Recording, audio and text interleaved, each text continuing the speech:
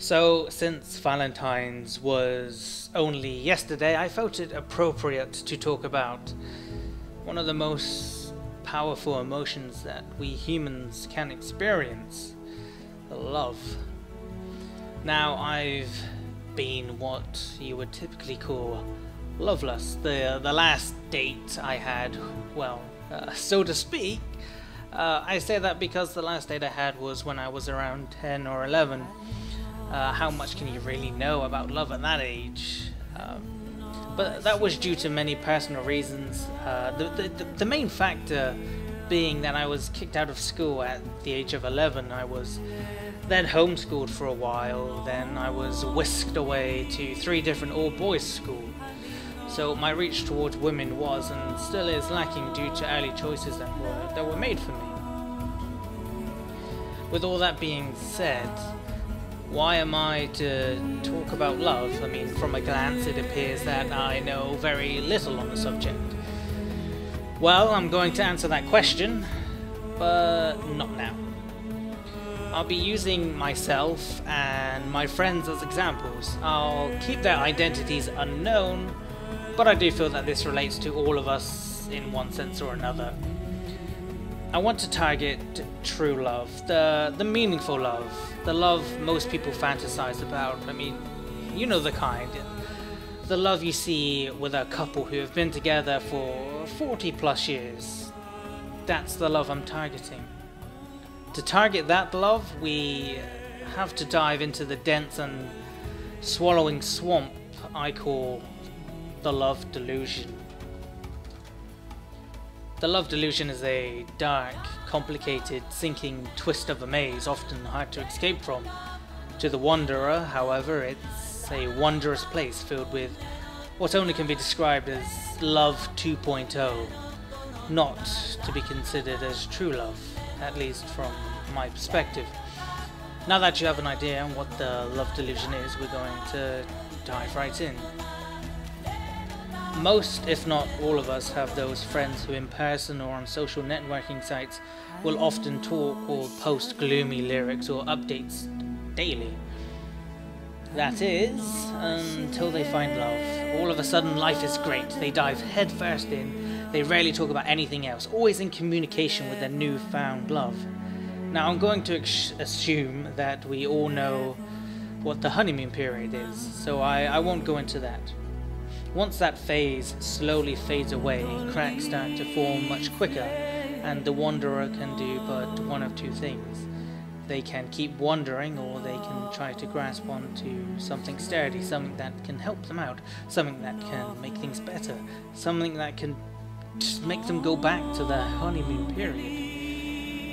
And the harsh reality is, you can't grasp from delusion. Only drown. Once that relationship is over, they'll go back to their quote normal end quote selves. The gloom once again holds them with its familiar embrace. I have a friend very much like this, however it's on a grander scale, with a new lover every month or so. I've expressed my feelings on how fast he gets emotionally attached, how it's not only damaging his emotional state, but to our friendship. Throughout my 5 years of knowing him, I know he means well. He means well. I know what he wants, and he knows how not to get it. He is the person who got me dwelling on why a person would do such things he did. I searched within myself, and I saw similarities. It then spiraled into why. Why was I doing similar things to him? And to be honest, I couldn't understand. It's only been recently, about a year and a half ago, when I finally felt I knew the reasons, the truth behind the Love Delusion. It's a very simple reason, yet one very hard to overcome or realize. The answer I came to was inadequacy. I found myself and friends were looking for somebody to fill in a hole that we felt we had.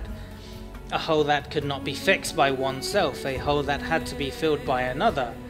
it was clear to me that that particular way of thinking is truly a horrible basis to start a relationship on. Even more so when you realize you're not the only one who's going to get hurt. So that's what I came to. That was the answer. A simple reasoning buried by delusion. And now that's what I'm changing. I'm working on myself. I'm working on becoming the person that I love, so others can too. Thinking about it, actually, do you remember the saying, "You cannot help those who cannot help themselves"? Well, I'm going to tweak that slightly, and I think it's going to nicely sum up this entire video for you. You cannot love those who do not love themselves.